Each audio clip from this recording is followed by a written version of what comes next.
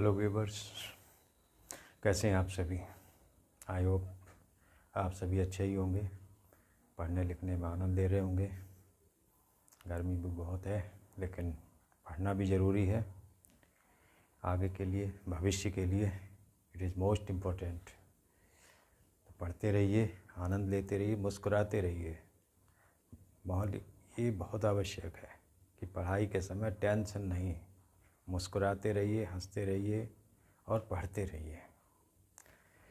एक प्रिंसिपल है, पढ़ो तो खूब पढ़ो और खेलो तो खूब खेलो। तो जब पढ़ने में आप आ जाएं तो पढ़ाई पे ही विशेष ध्यान, जब आप खेलने में हैं तो खेलने में ध्यान। एक दूसरे को मिक्स अप मत कीजिए और फिर देखिए आप अपनी क्या स्थिति बनती है, क्या इस तरीके से आप स्कोर करते हैं, आपका फ्यूचर कितना ब्राइट हो सकता है। देखते हैं, अपने टॉपिक में आते हैं।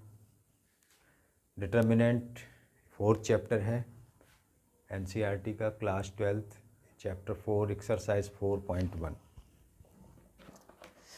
इसकी डेफिनीशन को समझते हैं। Determinant is a number, real और कॉम्प्लेक्स। कॉम्प्लेक्स नंबर आपने 11th में पढ़ा होगा। रियल नंबर भी हो सकता है, कॉम्प्लेक्स नंबर भी हो सकता है। कॉम्प्लेक्स नंबर a+ib टाइप का होता है, associated to a square matrix of order n। ये हमेशा स्क्वायर मैट्रिक्स का ही होगा, चाहे वो 2x2 हो, चाहे वो 3x3 हो, 4x4 हो। लेकिन स्पेशली आपको केवल दो ही ऑर्डर पे देखना है, 2x2 या 3x3। It is denoted by determinant A, det A लिख देते हैं उसको, या इस टाइप से मॉडुलस टाइप की लाइनों में रखते हैं। लेकिन ये मॉडुलस नहीं है, ये ध्यान रखना है, डिटर्मिनेंट ए है ये।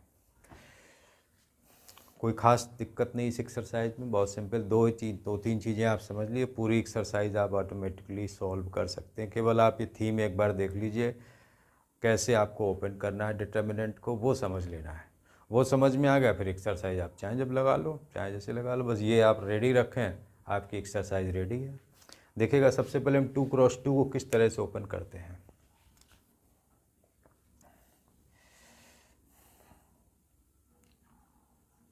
Late a equal to a11, a12, a21, a22। Therefore determinant a। अब यहाँ ध्यान दीजिए, मैट्रिक्स जब बनाते हैं तो ये लाइन थोड़ी सी इधर मुड़ी रहती है, ये पहचान है मैट्रिक्स की। और जब डिटर्मिनेंट लेंगे तो ये इस तरीके से खड़ी लाइनों में रहेगा, a11, a12, a21, a22। Open करना बहुत ही इसको सिंपल है। इसका मल्टीप्लाई आप इससे ले लें, a11, a22 माइनस इसका मल्टीप्लाई आप इससे ले लें, a21, a12, एंड सिंप्लीफाई कर लेंगे, आपको इसकी वैल्यू मिल जाएगी। ये तो 2x2 का मेथड है। 3x3 को हम देखते हैं।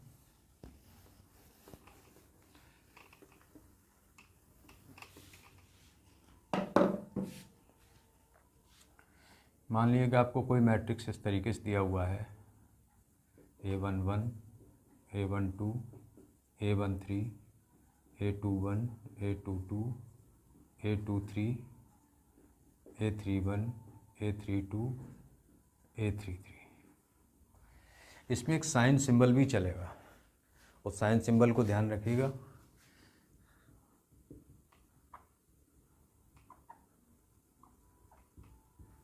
Plus minus plus minus plus minus plus minus plus, इस तरीके से चलना है।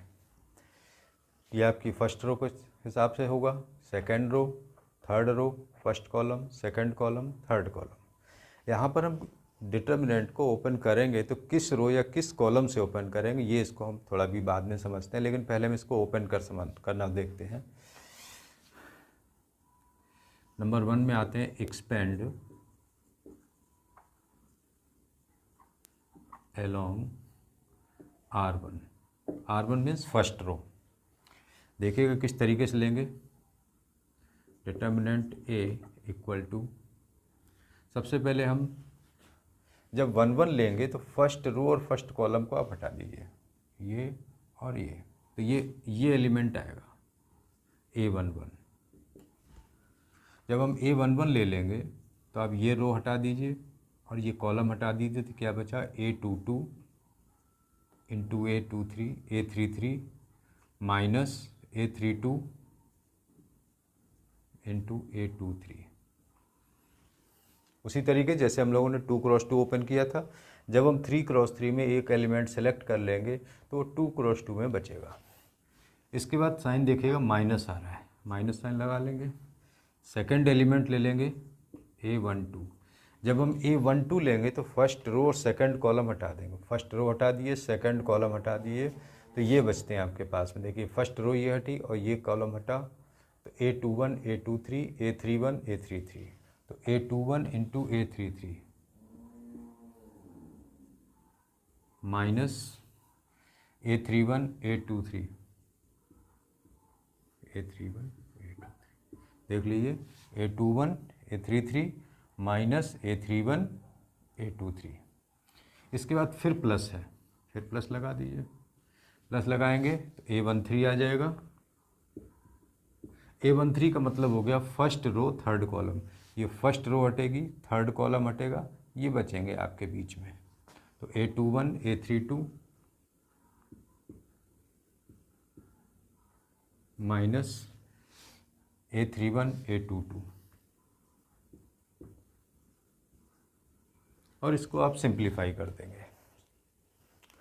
मान लीजिए आप इसको कॉलम सेकंड से ओपन करना चाहते हैं, दो बता दे रहे हैं।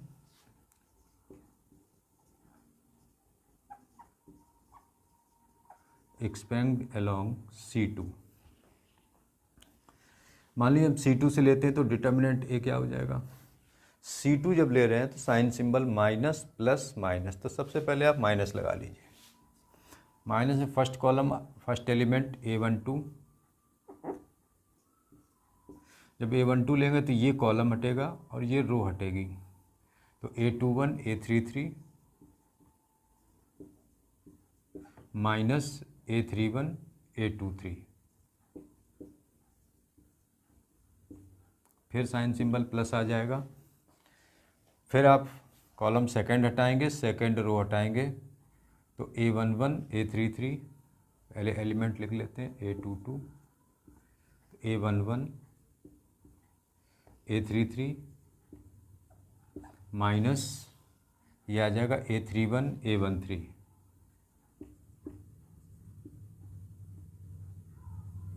फिर माइनस साइन है, फिर माइनस साइन आ जाएगा, ये तीसरा एलिमेंट आ जाएगा A32।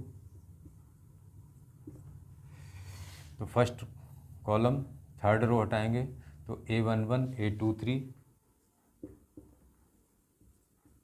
Minus A11 A23 minus A21 A13,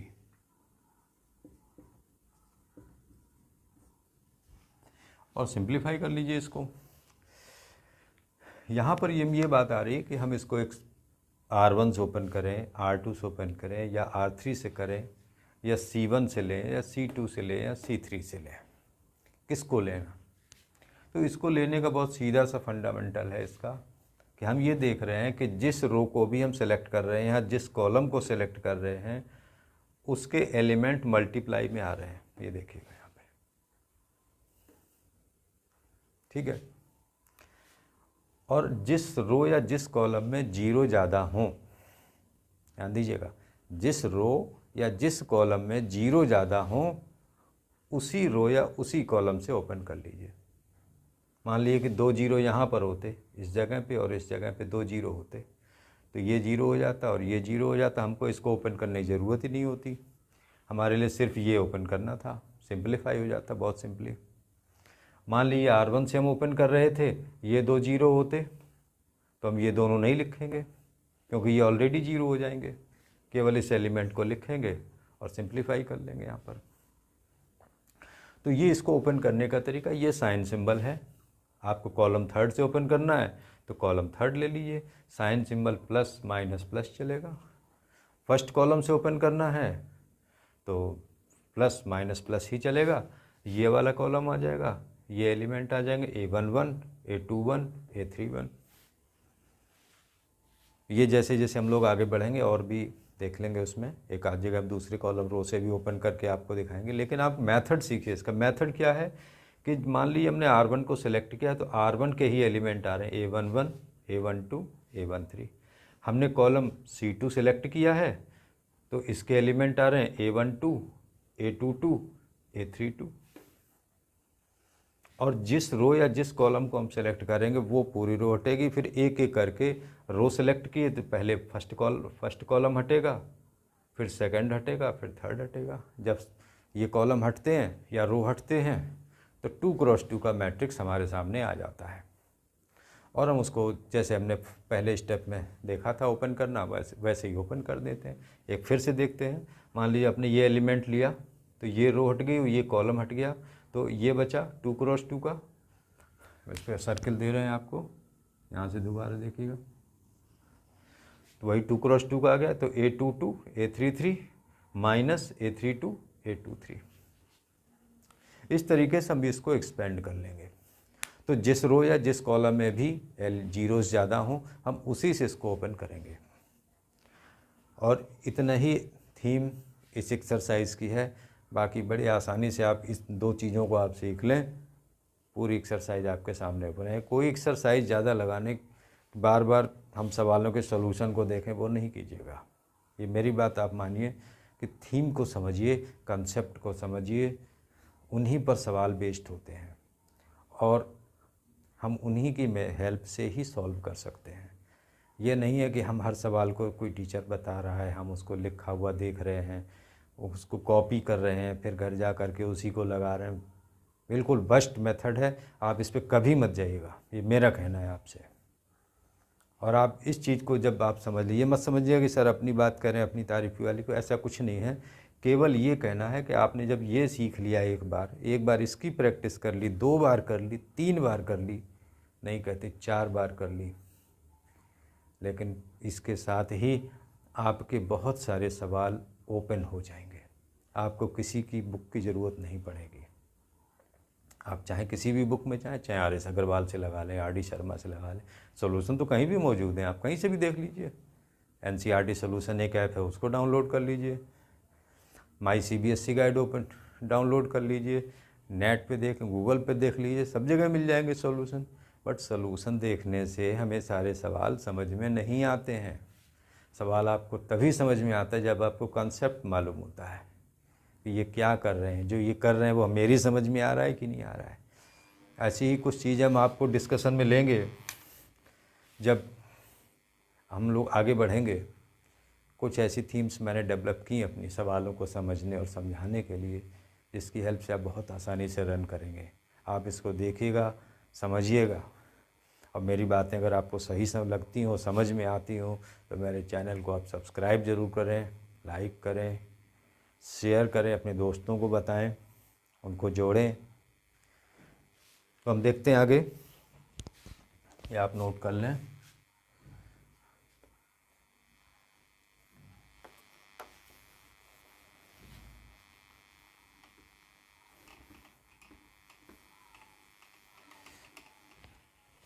एक थ्योरेटिकल टर्म और है इसमें, if A equal to KB where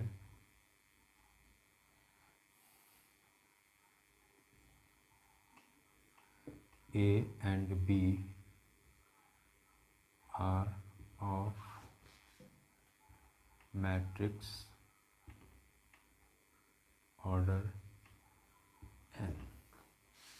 Therefore, determinant A equal to determinant KB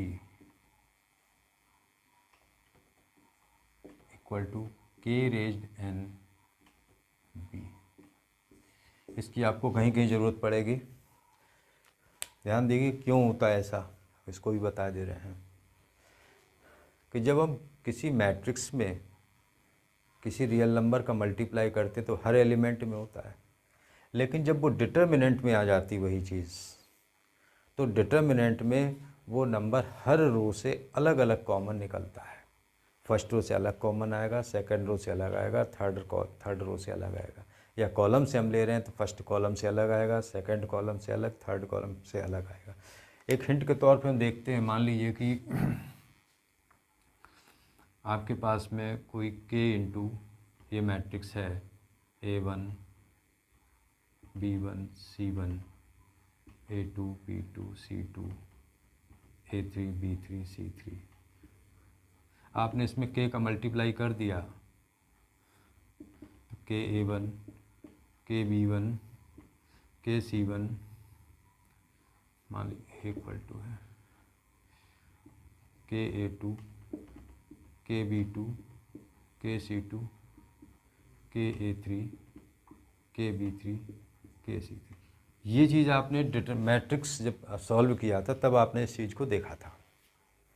लेकिन जब आप डिटर्मिनेंट में आएंगे, therefore determinant k A1 k B1 k C1 k A2 k B2 k C2 k A3 k B3 k C3 equal to. अब यहाँ पे difference देखिएगा, इस रो से अलग कॉमन होगा, इससे अलग होगा, इससे अलग होगा। k इंटू के ये तीन कॉमन होंगे, अलग अलग होंगे, यही समझना पड़ता है, यही मिस्टेक हो सकती है। A1 B1 C1 A2 B2 C2 A3 B3 C3 k cube, और ये आपका डिटर्मिनेंट b हो जाएगा और ये डिटर्मिनेंट a हो जाएगा। ये ध्यान रखना है, ये आप नोट कर लें।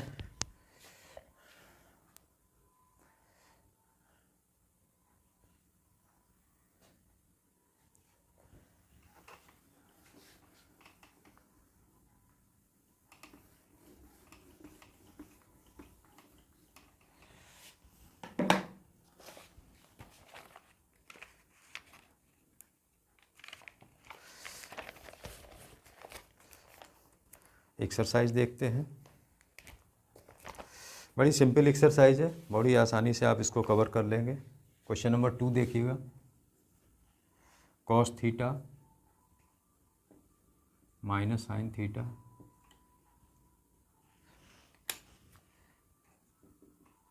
Sign theta cos theta, cos theta cos square theta minus this का multiply minus sine square theta equal to cos square theta plus sine square theta equal to 1। इस तरीके से हो जाएगा।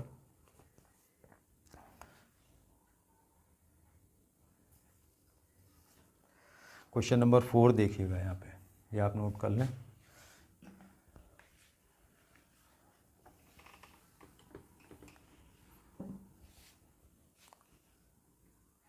थ्री एंड फोर एक ही type से हैं। ए equal to दिया हुआ है आपको 101 012 004। show that determinant of 3a equal to 27 determinant ए। देखिएगा यहाँ पे LHS ले लेते हैं। सबसे पहले तो आप डिटर्मिनेंट ए निकाल लीजिए। ये भी जो हमने लास्ट में प्रॉपर्टी डिस्कस की है उसी पर बेस्ड क्वेश्चन हो रहा है ये। Determinant A equal to 101 012 004। अब यहाँ देखिएगा इस कॉलम में 2 जीरो आ रहे हैं तो हम इसको फर्स्ट कॉलम से एक्सपेंड कर रहे हैं। Expand along C1। C1 means first column.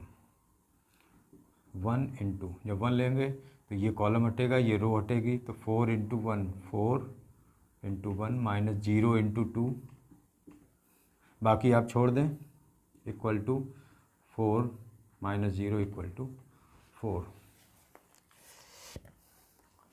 अब ले लेते हैं नाउ 3a जब लेंगे तो 303 0360012. Therefore determinant of 3a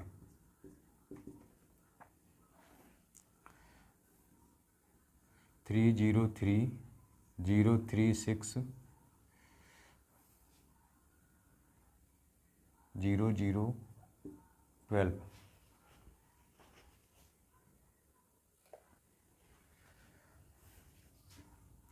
equal to, यहाँ लिख दीजिए एक्सपेंड अलोंग C1, तो ये आ जाएगा 3, तो ये फर्स्ट कॉलम फर्स्ट रो हट जाएगी, तो 12 3 या 36 माइनस 0 इंटू 6 0, तो 3 इंटू 36 108। 108 को हम लिख सकते हैं 27 इंटू 4, और 4 वैल्यू आपके पास डिटर्मिनेंट की है, तो 27 इंटू डिटर्मिनेंट, ये आपका हो जाता है इस तरीके से।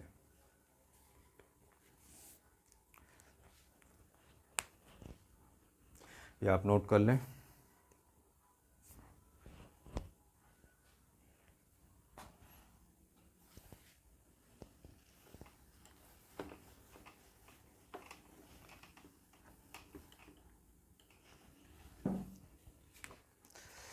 क्वेश्चन नंबर 5 में 4 पार्ट्स हैं, आप एक पार्ट देख लें कोई भी।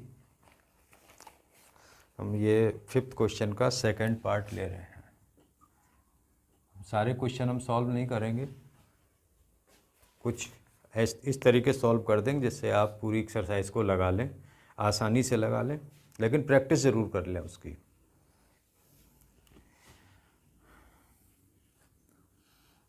मान लीजिए कि ये दिया हुआ है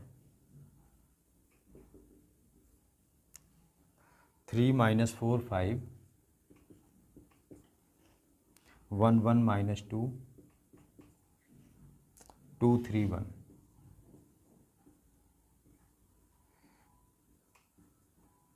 एक्सपेंड अलोंग R1। मान लिया इसको एक R1, क्योंकि इसमें कोई जीरो है नहीं, कहीं से भी आप ओपन कर लें। R1 से एक्सपेंड करते हैं इसको, तो 3 ये एलिमेंट आ गया, तो ये फर्स्ट रो हटेगी, फर्स्ट कॉलम हटेगा, तो 1 इंटू 1 1 माइनस 3 इंटू -2 -6, फिर साइन सिंबल माइनस देख लीजिएगा, माइनस आएगा, -4 आएगा, माइनस फर्स्ट रो हटाइए, सेकंड कॉलम हटाइए, तो 1 इंटू 1 1 माइनस 2 इंटू -2 -4, फिर प्लस आ जाएगा, थर्ड एलिमेंट 5 आ जाएगा, तो ये फर्स्ट रो थर्ड कॉलम हटाइए, तो 3 इंटू 1 3 -2 इंटू 1 2, तो 3 इंटू 1 + 6 7 + 4 इंटू 1 + 4 5 + 5 इंटू 1, तो 21 + 20 + 5, तो ये आपका हो जाएगा 41 और 5 46। इस तरीके से आप इसको एक्सपेंड कर सकते हैं बड़ी आसानी से, किसी भी रो किसी भी कॉलम जहाँ से आपकी इच्छा हो। तो जब जीरो ज़्यादा होंगे उसी से लेंगे उस समय उसको हम।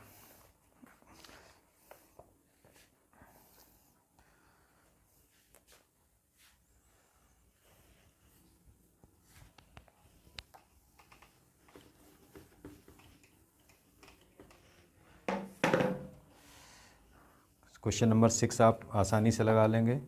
7th देखते हैं, 7th का सेकंड पार्ट ले लीजिए। 2 3 4 5 equal to x3 2x5।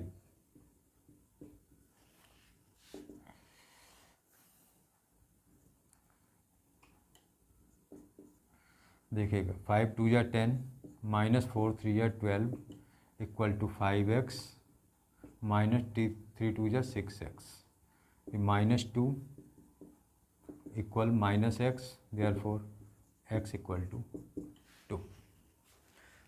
First part भी इसी तरीके से आपका लग जाएगा। क्वेश्चन नंबर 8 भी इसी तरीके का है, वो भी आप लगा सकते हैं। इस तरीके से ये आपकी फर्स्ट एक्सरसाइज सॉल्व हो जाएगी, कोई प्रॉब्लम नहीं है। बड़ी आसानी से आप इसको सॉल्व कर सकते हैं। आप इसको नोट कर लें।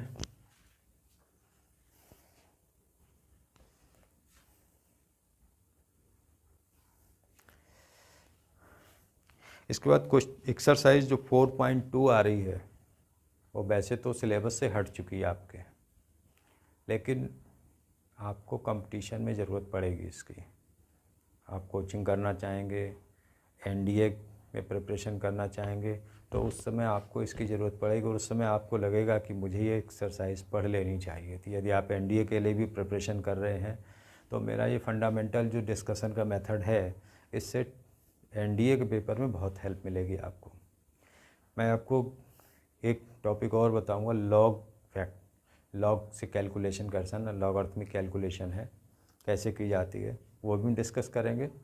कोर्स में नहीं है ये हमें भी मालूम है, लेकिन अगर आप फिजिक्स के न्यूमेरिकल लगाएंगे या आप केमिस्ट्री में कैलकुलेशन करेंगे तो उस समय लॉग की ज़रूरत पड़ती है, और लॉग किसी भी सिलेबस में अब है नहीं, चाहे वो हाई स्कूल हो, चाहे वो 11th-12th हो, लॉग कैलकुलेशन है नहीं, तो बच्चों को उसमें प्रॉब्लम होती है। और लॉग एक कैलकुलेटर है। आप जब भी इस वीडियो को लॉगरिथमिक कैलकुलेशन को देखें तो लॉगरिथमिक टेबल आपके फिजिक्स की बुक में लास्ट में या केमिस्ट्री में प्रैक्टिकल की फाइल में उसमें कहीं ना कहीं होगी, आप उसको साथ रखिएगा और फिर मैं कैलकुलेशन आपको समझाऊँ तो आप उसको देखिएगा, आप बड़ी आसानी से उसको सीख जाएंगे, फिर कैलकुलेशन में आपको प्रॉब्लम नहीं होगी। तो ये इस तरीके से हम लोग आगे बढ़ेंगे। तो ये सेकंड एक्सरसाइज सिलेबस में तो है नहीं, अगर आपको लगता है कि डिस्कशन ना किया जाए तो भी आप कमेंट में बताइए, लेकिन मेरा ये कहना है कि आप इस एक्सरसाइज को लगाएं ज़रूर, क्योंकि ये प्रॉपर्टी बेस्ड डिटर्मिनेंट है और इसकी ज़रूरत आपको पड़ेगी। आप चाहे वो बीटेक के लिए एग्ज़ाम की तैयारी कर रहे हों या एनडीए में जाना चाह रहे हों तो ज़रूरत पड़ेगी इसकी। तो इसलिए बेटर होगा कि आप इसको एक बार सीख लें। दो वीडियो में इसको हम कवर कर देंगे। एक उसका बहुत शॉर्ट मेथड मैंने जो बनाया था, अपना एक तरीका बनाया है, उससे आप बहुत सारे सवाल सॉल्व कर पाएंगे। कुछ नहीं होंगे, कुछ अलग तरीके से होंगे, लेकिन कई सारे सवाल उससे सॉल्व हो जाएंगे। तो आपको बड़ी आसानी से लगेगा कि ये तो बहुत अच्छी चीज़ है, हमें कर लेनी चाहिए। मिलते हैं नेक्स्ट वीडियो में। Thanks for watching.